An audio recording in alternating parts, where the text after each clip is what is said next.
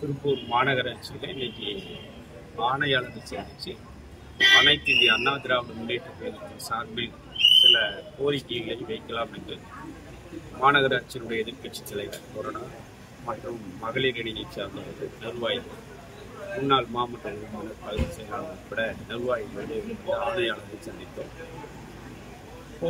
கடந்த சட்டமன்ற உறுப்பினர் நிதியில் ஆர்ஓ பிளான்ட் சுகாதாரமான குடிநீருக்காக செஞ்சு கொடுத்துருந்தோம்.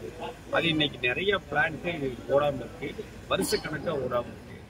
அதனால அதை மாநகராட்சி துரிதப்படுத்தி ஒரு 15 நாளில் அந்த வேலைகளை செய்யணும். நீங்க செய்ய விருப்பம் இல்லைன்னா எங்களுக்கு வாய்ப்பு கொடுத்தா அனைத்து இந்திய அண்ணா திராவிட முன்னேற்ற கழகத்தின் சார்பில் நாங்களே அதை இலவசமாக மக்களுக்கு செய்து கொடுக்க தயாராக இருக்கிறேன்னு ஆணையாளர்கிட்ட சொல்லிட்டு இருந்திருக்கேன். அப்புறம் பொங்கலுக்கு நொய்யல் ஆற்றங்கரையில் மாண்புமிகு மேயர் அவர்களால் ஒரு பொங்கல் விழா நடத்தி கொண்டிருக்கிறார்கள். ரொம்ப சந்தோஷம்.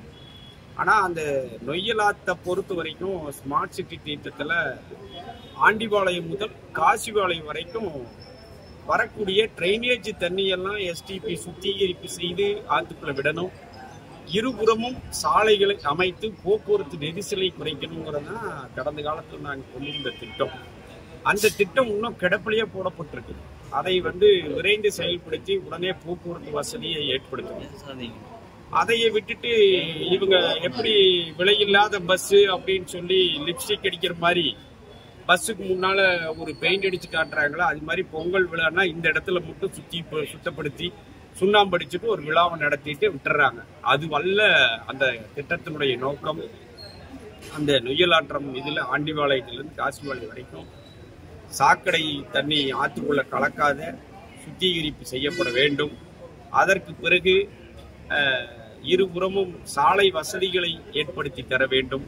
அப்படிங்கிறத உடனே அந்த திட்டங்களுக்கெல்லாம் பணம் ஒதுக்கியிருக்கோம். அதையெல்லாம் விரைந்து செயல்படுத்தணும்னு சொல்லிட்டு வந்திருக்கோம். அதையும் செஞ்சுட்டு இருக்கிறோம். சீக்கிரம் செய்யறேன்னு சொல்லியிருக்காரு ஆணையாளர். அதற்கு பிறகு அந்த மாநகராட்சி இணைந்து நடத்துகிற ஒரு நகராட்சியினுடைய விழா பொங்கல் திருவிழா, அதுல திராவிட முன்னேற்ற கழகத்தினுடைய கொடியை கட்டி நடத்துறது கண்டனத்துக்குரிய. இது தேசிய கொடி கட்டி நடத்தினா நாங்க ஏற்றுக்கணும், மாநகராட்சி இணைந்து நடத்தினா. அப்போ அதனால எங்களுக்கு ஏற்படுகிற கேள்வி, மாநகராட்சி அதிகாரிகள் திமுக செஞ்சுட்டாங்களா இல்ல மாநகராட்சியே திமுக விலைக்கு வாங்கிருச்சான்னு தெரியல. ஏன்னா அநியாயமா மக்கள் ஏற்றுக்கொண்டு எல்லாத்தையுமே எது செய்தாலும் பொறுத்து கொண்டு போகக்கூடிய ஒரு சூழ்நிலையில் தான் இன்னைக்கு தமிழக மக்கள் இருந்து கொண்டு இருக்கிறார்கள்.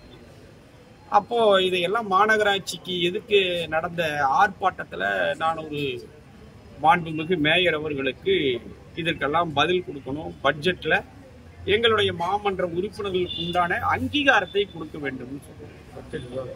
பட்ஜெட் விவாதம் இல்லை, ஒரு மாநகராட்சி இது சொன்னா அதுக்கு எதிர்கட்சியா இருக்கக்கூடிய 18 உறுப்பினர்களுக்கு ஒட்டுக்கா வரிசையா உட்கார வச்சுதான் வச்சிருக்கோம். அங்க கடந்த 4 வருட காலங்கள் 4.5 வருட காலங்கள் எங்க ஆட்சி இருக்கிறப்பவோ அம்மா இருக்கிறப்பவோ எதிர்கட்சியை நாங்க பின்னால ஒன்றே வைக்கல. எதிர்கட்சி முன்னால நேருக்கு நேரா மூஞ்சிக்கு முன்னால உட்கார்ந்து பேசுறதை கேட்டு விவாதம் செய்வதில் சிறந்த ஜனநாயகத்தை காத்த இயக்கமாக அனைத்து இந்திய அண்ணா திராவிட முன்னேற்ற கழகம் விளங்கியது. அப்போ அதை கேட்டா கூட எங்க கட்சி மாமன்ற உறுப்பினர்களுக்கு கடந்த மாமன்றத்துல நீங்க கொடுக்கலீங்கன்னு மேயர் சொல்றத எங்க மாநகராட்சி எதிர்க்கட்சியில சொல்றாரு. அவங்க கட்சி ஜெயிச்சது 4 உறுப்பினர்கள். அந்த 4 உறுப்பினர்களும் ஒட்டுக்காட்டா உட்கார வச்சிருக்கோம், பிரிச்சு உட்கார வைக்கல. இங்க 18 உறுப்பினர் இருக்கிறார்கள். மாநகராட்சியினுடைய எதிர்கட்சி தலைவர் கடைசி மூலையில உட்காந்துருக்காரு. அவர் பேசுறதுக்கே அனுமதிக்க கூடாதுங்கிற ஒரு குரல் வலையை நெரிக்கக்கூடிய ஜனநாயக படுகொலையை மாநகராட்சியினுடைய மேயர் தன்னிச்சையான அதிகாரத்தோடு செயல்பட்டு அன்னைக்கு மாவட்ட செயலாளர் இந்த குப்பை சீமார் வாங்குறதுல ஊழல் அப்படின்னு சொன்ன உடனேயும் பதட்டப்பட்டு ஆண்மை இருந்தா அதிமுக காரர்கள் எல்லாம் பேசுற தயார், விவாதம் செய்வதற்கு தயார்னு சொல்லி பதட்டப்பட்டு மேயர் அவர்கள் கூறினார்கள். எல்லாம் வாய் மீறி பேசக்கூடாது, நாவடக்கம் தேவை. எங்களை பொறுத்தவரை கரெக்டா இருக்கும். நாங்க நீ ஆண்மையை நிரூபிக்கிறதுக்கு எங்க போறதுன்னு எங்களுக்கு தெரியும். இப்ப பாண்டியன் நகர்ல வர்றேன் ஆண்டி எங்களுக்கு தெரியல. அதனால நாவடக்கத்தோட பேசணும். அது விட்டுட்டு கொங்கு மண்டல பகுதியில நாங்க இப்படித்தான் கரெக்டா இருக்கிறோம்னு சொல்லி பாண்டிய நகர் மீட்டிங்ல குணசேகரனுக்கு பதில் சொல்கிறேன்னு சொல்லி 10 வருடமாக அடிமை கூட்டம் ஆட்சியில் இருந்தது. அதிலிருந்து இந்த மக்களை காப்பாற்றி இருக்கிறோம் சொன்னாங்க. அடிமை கூட்டம் என்று சொல்லிக் கொண்டிருந்தவர்கள் மத்தியில 10 வருடமாக பாரதிய ஜனதா அரசை கவிழ்த்ததும் புரட்சி தலைவி அம்மா என்பதை இந்த நேரத்திலே நினைவு சொல்ல கடமைப்பட்டிருக்கிறோம். மக்களுக்கு ஒரு நல்லது கெட்டதுன்னா உடனே அது எந்த கட்சியாக இருந்தாலும் கூட்டணி கட்சியாக இருந்தாலும் நடவடிக்கை எடுக்கிற இயக்கம் அதிமுக. அப்பேற்பட்ட இயக்கம் 10 வருட காலமாக இருக்கிற போது பாரதிய ஜனதா கூட இருந்தாலும் நாங்க புரட்சி தலைவர் எம்ஜிஆர் அவருடைய ஃபார்முலால தமிழ்நாட்டு மக்களுக்கு என்ன திட்டங்கள் வேணுமோ அந்த திட்டங்களுக்கெல்லாம் மத்திய அரசோட ஒன்றி போய் திட்டங்களுக்கு உண்டான வேலைகளை நாங்க வாங்கினோம். அந்த அடிப்படையில எந்த வரி உயர்வும் நாங்க ஏற்றல தமிழ்நாட்டில். ஆனா மின் கட்டணத்தை ஏற்றறதுக்கு இன்னைக்கு இருக்கிற செந்தில் பாலாஜி உள்ள இருக்க ஜெயிலில் இருக்கக்கூடியவர் வந்தவுடனே சொன்னாரு, மத்திய அரசு எங்களை அழுத்தம் கொடுக்கிறது, மத்திய அரசு அழுத்தம் கொடுக்கற காரணத்தினால் நாங்க வீட்டு வரியை உயர்த்துறோம், தண்ணி வரியை உயர்த்துறோம், கரண்ட் வரி உயர்த்துறோம், இப்படி இத்தனையும் பத்திரப்பதிவுத்துறையை உயர்த்துறோம், அத்தனையும் சொல்றோம். எவ்வளவு பர்சன்டேஜ்? 100%, 150% உயர்த்தி இன்னைக்கு உபரி பட்ஜெட்னு சொல்றாங்க. இந்த மாநகராட்சி பட்ஜெட்ல திருப்பூர் மாநகராட்சியினுடைய வருவாய் எவ்வளவு இருந்தது, இப்ப வரி உயர்வு ஆனதுக்கு அப்புறம் எவ்வளவு வருவாய் நீங்க ஏற்றி இருக்கீங்க, அதனால மக்களுக்கு உண்டான நல்ல திட்டங்கள் எதை நீங்க செய்திருக்கிறீங்கிறத எங்களுடைய கேள்வி. அதையை விட்டுட்டு வாய் ஜாலத்தோட பேசுறது. சிவாஜி 9 சிவாஜி நம்ம மேயர் நல்லா நடிக்கிறார். அவரை பொறுத்த வரைக்கும் திரையுலகுக்கும் அவருடைய துணை முதலமைச்சரை போல் செயல்பட்டு கொண்டிருக்கிற நமது அன்பு மாண்புமிகு அமைச்சர் உதயநிதி ஸ்டாலினுடைய நண்பர்னு சொல்லி கேள்விப்படுறோம். அவர் அந்த திரைப்படத்துக்கு கூட போலாம், அவர் விட்ட துறையை இவர் போய் செய்யலாம். ஏன்னா அந்த அளவுக்கு ஒரு நல்ல நடிகர். ஏன்னா இங்க இருக்கக்கூடிய பிள்ளையார் கோயிலுக்கு முன்னால விடுதலை சிறுத்தைகள் இயக்கத்தினுடைய தலைவர் சிலைய, அம்பேத்கர் சிலையை எடுக்கணும்னு சொல்லி மாநகராட்சியின் சார்பில் அதிகாரிகள் தான் நோட்டீஸ் கொடுக்குறாங்க. அதுதானே கொடுத்தாங்க, அதிகாரிகள் தான் நோட்டீஸ் கொடுத்தாங்க. மேயருக்கு தெரியாது கொடுத்தாங்களா? ஒண்ணு. அந்த நோட்டீஸ் கொடுத்த அதிகாரிகளுக்கு உடனே இவரே அந்த விடுதலை சிறுத்தை கட்சிக்கும் சொல்லிட்டு அதுக்கு ஒரு சுய விளம்பரத்திற்காக ஒரு போஸ்ட் அடிச்சு ஒட்டி நான் அந்த இடத்துக்கு வர்றேன் அப்படின்னு சொல்லி அந்த இடத்துக்கு போய் அந்த விடுதலை சிறுத்தை கட்சி சகோதரர்கள் இடத்துல அவர் சொல்ற வார்த்தை, இந்த இடத்துல நான் மீண்டும் உங்களுக்கு வெங்கல சிலையே கொண்டு வந்து அம்பேத்கர் சிலையை வைக்க உதவி செய்கிறேன்னு சொல்லி ஒரு மேயர் சொல்றாரு. முடியுமா? அரசாங்கத்தினுடைய இடம் முடியுமா நண்பர்களே? பத்திரிகை துறையை சேர்ந்த ஊடக நண்பர் இருக்கிறீங்க, அது முடியும்னா சொல்லுங்க. அது முடியும்னா அவர் தான் கலைஞருடைய பேரன்னு பாண்டிய நகர் கூட்டத்துல பேசினாரு. திமுக காரங்கெல்லாம் அதிர்ச்சி ஆயிட்டாங்க. ஆனா இப்படி ஒரு சூழ்நிலை ஆயிப்போச்சா அப்படின்னு சொல்லி. அப்படியா இருந்தா அவரு தாத்தா சிலைய, கலைஞர் கருணாநிதி சிலைய ஏன் இன்னும் அங்க இப்ப ரயில்வே ஸ்டேஷன் முன்னால வைக்க முடியும்? இதெல்லாம் கேள்வி நிறைய இருக்கு. சும்மா எடுத்தோம் கவிழ்த்தோம் என்று பேசுவது ஒரு சால சிறந்ததாக இருக்காது.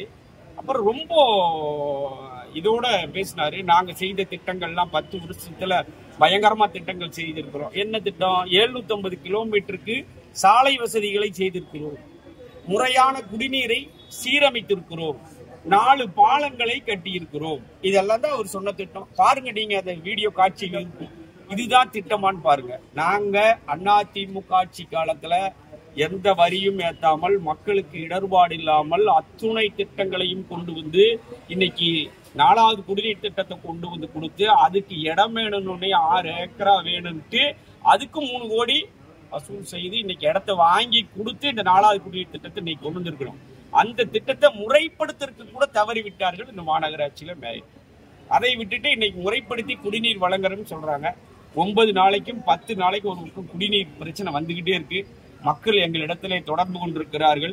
இனி மக்களை கூட்டிட்டு காலி குடத்தோடு மீண்டும் பழைய, எப்படி ஒரு பழமொழி சொல்லுவாங்க, திமுக ஆட்சிக்கு வந்தாவே பஞ்சம் வந்துருன்னு, அது மாதிரி மீண்டும் தண்ணி குடத்தை எடுத்துட்டு அனுப்புவாளையத்தில் லைன்ல நின்ன மாதிரி மாநகராட்சி முன்னால நிக்க வேண்டிய ஒரு காலத்தின் சூழல் இந்த திருப்பூர் மாநகராட்சிக்கு வந்திருக்குதுன்னு நான் ரொம்ப வருத்தத்தோடு பதிவு செய்து கொள்ள கடமைப்பட்டிருக்கிறேன்.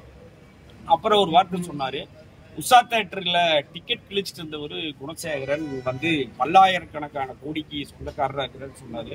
தயவு செய்து வந்தாருன்னா அவர் என்ற சொத்தெல்லாம் எடுத்து போயிடலாம், வர சொல்லுங்க, வந்து வாங்கிட்டு போக சொல்றேன். ஒன்று. அதற்கு பிறகு உஷா தியேட்டருங்கிறது புரட்சி தலைவர் எம்ஜிஆர் அவர்கள் எங்க அந்த தியேட்டருக்கு வந்து எங்க கட்சி குடும்பம் அது. அங்க உஷா தியேட்டர்ல எத்தனையோ பெரிய இவங்கெல்லாம் இன்னைக்கு பப்பி சத்துவேல்ன பண்டிட் சுப்பிரமணியன் போன்றவர்கள்லாம் உஷா தியேட்டர்ல உறவினர்கள். அவங்க எல்லாம் வந்து அந்த தியேட்டர்ல இருப்பாங்க, டிக்கெட் கிழிப்பாங்க, படத்துக்கு வருவாங்க போவாங்க. எங்க தாய் வீடு அதை போய் டிக்கெட் கிழிச்சேன்னு சொல்லி கேவலமா பேசுறதுல எனக்கு ஒண்ணு இல்லை. நான் ஒன்னும் ஸ்பிரிட் கடத்தி வரல, நான் ஸ்பிரிட் கடத்தி எல்லாம் வரல. எங்க இதுல எந்த விதமான இதுவும் வரல. நிறைய பேசலாம். அவங்க அப்பாவை பொறுத்த வரைக்கும் அதிமுகவில் சம்பாதிக்கப்பட்டது. அதிமுகவினுடைய ரத்தம் தான் அவரு உடம்புல ஓடுது. தயவு செய்து புரிந்து கொள்ள வேண்டும். குணசேகரனை பொறுத்த வரைக்கும் நானும் சரி, என் குழந்தை குட்டி அத்தனையும் புரட்சி தலைவர் எம்ஜிஆருக்கும் புரட்சி தலைவி அம்மாவிற்கும் இந்த அதிமுகவினுடைய தொண்டர்களுக்கு அடிமையான நபர் என்று நான் இதுவரைக்கும் வாழ்ந்து கொண்டிருக்கிறேன். என்னுடைய உயிர் போகிற போது கூட அதிமுக கொடியோடு தான் நான் போகணும்னு நினைக்கிறேன். மாண்புமிகு மேயரை போல 5 கட்சி மாறி வந்தவன் அல்லனா. இன்னைக்கு 5 கட்சி மாறி வந்து திமுக இருக்கக்கூடிய பழம்பெரும் தொண்டர்கள்லாம் பாதிக்கப்பட்டு இன்னைக்கு அவங்களை எல்லாம் புறந்தள்ளி விட்டு இன்னைக்கு பதவியில ஆசையில வந்து உட்கார்ந்துட்டு இருக்கிறவர் இனி நாளைக்கு எந்த கட்சிக்கு வேணாலும் போவார். இவர் சொல்றாரு சட்டமன்றத்துல நான் தோற்கடிக்கப்பட்டேன்னு. 2016 தேர்தல்ல நான் 73,800 சில்லற வாக்கு வாங்கினேன். 2021 71,800 சில்லற வாக்கு வாங்கினேன். அப்ப வெறும் 2000 ஓட்டு தான். என்னுடைய சர்வீஸ் கரெக்டா மக்களுக்கு இருந்தங்காட்டி தான் வந்திருக்கேன். 96ல மாமன்ற உறுப்பினராக இருந்து 63 ஓட்டுல தோத்தேன். அதற்கும் பிறகு 2001, 2006, 2011, 16 20 வருடம் தொடர்ந்து அரசு பதவிகளில் இருந்தவன். எந்த ஒரு கெட்ட பெயரையும் இந்த திருப்பூர் மாநகராட்சி மக்களிடத்திலும் சரி, பொதுமக்களிடத்திலையும் இந்த தம்பி இப்படி, இந்த அரசியல்வாதி இப்படின்னு ஒரு தவறு சொல்கிற அளவுக்கு நான் நடக்கல. நான் இருந்த 10 வருடம் ஏழை எளியவர்களுக்கு உண்டான நல்ல மனிதராக பழகி இருக்கிறேன், பதவியில் இருந்திருக்கிறேன். என்னை சந்திக்கக்கூடிய விதத்தில் எப்பொழுதும் எளியவனாக காட்சி தந்திருக்கிறேன். ஆட்சியில் இருந்தாலும் இல்லாவிட்டாலும் கொரோனா வந்த காலத்துல 65,000 குடும்பங்களுக்கு அரிசி, பருப்பு, சர்க்கரை, இப்படி எல்லாத்தையும் வீடு வீடா கொடுத்த கட்சி அதிமுக. கொடுத்த சட்டமன்ற உறுப்பினர் குணசேகரன் என்பதை இந்த நேரத்தில் நினைவு சொல்ல விரும்புகிறேன். இவர் வருஷம் பொங்கலுக்கு நாங்க செய்வேன்னு சொல்றாரு, செய்யிட்டோம். தமிழர் திருநாளை கொண்டாடுவது தப்பில்லை. அதே தமிழர் திருநாளை தை முதல் வருஷ பிறப்பா அறிவிக்கணும்னு சொன்ன கட்சி திமுக என்பதையும் இந்த நேரத்தில் நான் சொல்லிக்கொள்ள கடமைப்பட்டிருக்கிறேன். 4வது குடிநீர் திட்டத்தை விரைந்து செயல்படுத்தணும். அதனால இது மாதிரி நாங்க எல்லா குடிநீர் திட்டம் அதிமுக காலத்துல கொண்டு வந்ததுதான். 2வது குடிநீர் திட்டம், 3வது குடிநீர் திட்டம், 4வது குடிநீர் திட்டம். அவரே சொல்லிட்டாரு 750 கிலோமீட்டருக்கு நாங்க சாலை. ஆமா, நான் பூரா பாதாள சாக்கடை எல்லாம் நோண்டி வச்சு எல்லா திட்டங்களையும் கொண்டு வந்து கொடுத்துட்டு போனோம். அவரு நுனிப்புல் மேயர், நல்ல ஆளுங்க, நல்ல பிரச்சனையே இல்லை. நுனிப்புல் மேயருக்கு அதுக்கு ஒரு சக்தி வேணும். அதனால மேலால வந்து ரோடு ஓட்டு இன்னைக்கு அதற்குண்டான கமிஷனை இன்னைக்கு எதையும் கேட்டாலும் இன்னைக்கு ஒப்பந்ததாரர்களுக்குள்ள நடுவுல ஒரு சங்கத்தை வச்சு அதன் மூலமாகவும் இவரே 18%, 20% வசூல் செய்து மேலிடத்துக்கு நான் தான் கொண்டு போய் கொடுக்குறேங்கிற அளவுக்கு ஒரு தரம் தாழ்ந்த நிலைக்கு இன்று மாநகராட்சி சென்று கொண்டிருக்கிறது. இதுக்கெல்லாம் அதிமுக தொண்டர்கள் பயந்துக்க மாட்டாங்க. எல்லா இடத்திலையும் பேசுவதற்கு அதிமுக தொண்டர்கள் தயார். எந்த நேரத்திலையும் கவலை இல்லை. அவர் சொன்ன வார்த்தைக்காகத்தான் நாங்க மீட்டிங் போட்டு பேசுவோம். எந்த இடத்துல மீட்டிங் போட்டாலும் அடுத்த நாள் அதிமுக தெருமுனை கூட்டம் அதே இடத்துல இருக்கும் என்பதை இந்த நேரத்தில் தெரிவித்துக் கொண்டு இன்னைக்கு மாநகராட்சியின் அதே வாசப்படியில் இருந்துதான் இந்த குணசேகரன் பேசுகிறேன். மனசுல பயம் இல்ல, வழியில பயம், கணம் இல்ல, வழியில பயம். அப்புறம் இன்னொன்னு சொல்லி முடிச்சிடுறேன். உள்ளாட்சி மன்ற தேர்தலில் கூட தோத்துட்டாரு அப்படின்னு சொன்னாரு. உள்ளாட்சி மன்ற தேர்தலில் நடந்த முறைகேடெல்லாம் உங்களுக்கு நல்லா தெரியும். விவிபேடே இல்லாத ஒரு தேர்தல் நடந்தது. இதுக்கு முன்னாலேயே உயர்நீதிமன்ற நீதிபதி அவர்களால் சென்னை மாநகராட்சியினுடைய தேர்தலையே ரத்து செய்த காலம் இந்த தமிழ்நாட்டில் நடந்திருக்கு. அதை இந்த தேர்தலையும் நீங்க ஓட் லிஸ்ட் எடுத்து பாருங்க. வாக்காளர்கள் வார்டுக்கு 1000 ஓட்டை எச்சுப்படுத்தி அவங்க அந்த தில்லுமுள்ளு பண்ணியிருப்பாங்க. இப்ப தேர்தல் வைப்பதற்கு திமுக தயாராக இருக்கிறதா என்பதை இந்த நேரத்தில் சவாலாக வைத்துக் கொள்ள கடமைப்பட்டிருக்கிற 10 கட்சியோட கூட்டணி வச்சுட்டு இருக்கிறது அதிமுக சிங்கம். சிங்கிளாத்தான் எப்பொழுதும் வந்து கொண்டு இருக்கிறது. அதனால அதுலயும் முறைகேடாகத்தான் நீங்க வந்து தேர்தலை வெற்றி பெற்றீங்க.